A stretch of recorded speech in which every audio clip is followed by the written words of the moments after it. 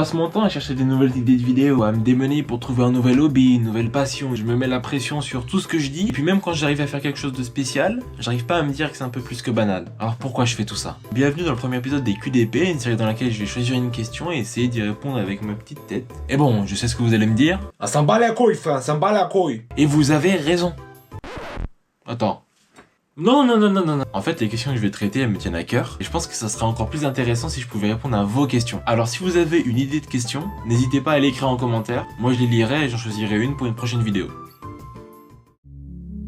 La première chose qui vient au début quand on pense à ça, en tout cas dans mon cas, c'est que pour réussir, faut se mettre à 100%. Faut y aller à fond, faut tout faire pour ça. J'avoue que je sais pas vraiment si c'est naturel, si ça vient de moi, ou si c'est une idée, une façon de voir que les réseaux nous ont inculqué, j'ai envie de dire. Je pense que ça vient en majorité de ça, la vision que j'ai de la réussite, et j'avoue que c'est la seule qui vient. Si c'est la seule que j'arrive à trouver, ça veut dire sûrement qu'elle est naturelle, mais la vérité c'est que je la ressens pas comme ça. Alors je me pose des questions.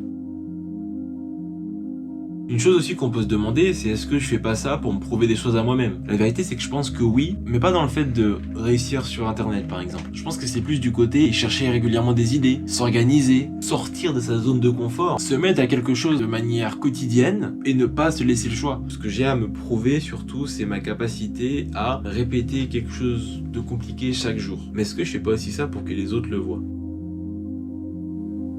C'est un truc qui m'a motivé à un moment, où je me suis dit, vas-y fais ça, comme ça tu pourras montrer aux gens que t'as fait ça. Sauf que le problème c'est que les choses que j'imaginais faire pour pouvoir impressionner les gens, c'est des choses beaucoup trop compliquées, des choses que je n'étais pas capable de faire parce que j'avais ni les moyens, ni le matériel, ni le temps, ni l'imagination, j'avais rien en fait. Alors j'ai très vite abandonné ça et je me suis dit, bon en fait, faut faire les choses pour toi et pas pour les autres parce que ce que t'imagines pour les autres, tu peux pas le faire de toute façon.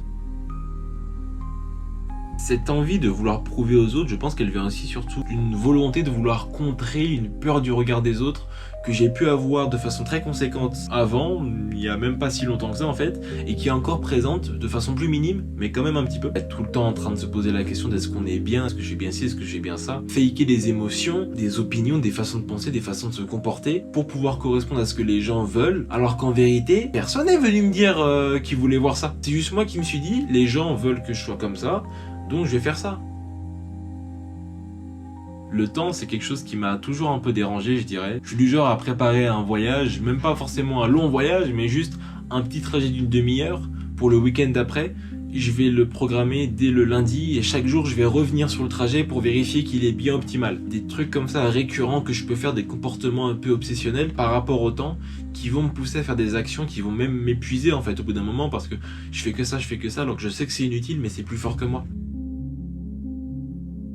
Et donc, quel lien ça a avec le fait de faire tout ça? Je pense que ça serait une forme d'urgence à tout de suite être performant, être le meilleur, être celui qui fait les meilleures choses, etc., les meilleures vidéos. Peut-être que je serai cette personne-là un jour, peut-être que un jour je serai numéro 1 sur YouTube, sur Twitch, sur tout ce que vous voulez. Humblement, c'est ce que j'ambitionne. Mais je peux pas l'être maintenant. Et pourtant, je le veux maintenant quand même. Je veux tout de suite, donc je me mets la pression pour faire des bons trucs, mais comme je me mets la pression, je stresse. Ce que je fais, c'est pas incroyable, donc je suis déçu, donc je me mets encore plus la pression pour la suite, et je me dis, putain, mais en fait, j'arrive pas à faire des trucs bien, mais en fait, c'est peut-être pas pour moi, mais en fait, ceci, mais en fait, cela, et c'est un cercle vicieux. Et je peux plus arrêter ça. Et c'est atroce à vivre, parce que ça se retranscrit autant dans les vidéos que dans tout le reste de la vie, en fait. Dans tous les domaines de la vie, il y a ça qui vient me perturber tout le temps. J'ai pris toutes les heures qui étaient occupées dans ma semaine, j'ai tout calé et je me suis rendu compte qu'il y avait pas mal de temps libre quand même pour faire du sport ou pour la création de vidéos par exemple. Ou même pour le travail scolaire, mais ça bon, on en a laissé quelques heures dans la semaine, mais je les respecte pas celle-là malheureusement. Faudrait peut-être que je le fasse d'ailleurs parce qu'il y a le bac à la fin de l'année frérot, mais ça c'est pour plus tard.